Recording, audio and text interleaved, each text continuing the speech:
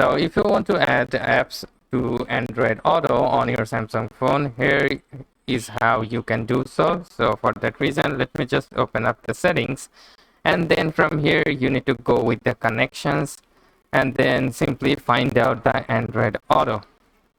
All right, and then from here you need to scroll it down and you will probably find this customize launcher option. Simply tap on that, and then from here, as you can see, there are lots of application over here.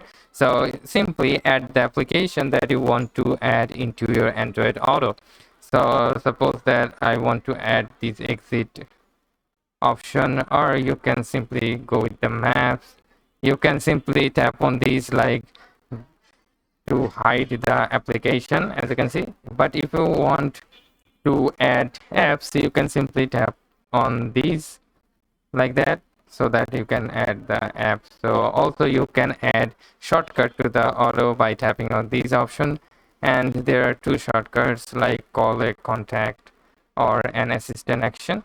So that's how you can simply add apps like your choice. So hope this video helps you out. If yes, please leave a like, and we'll see you next time.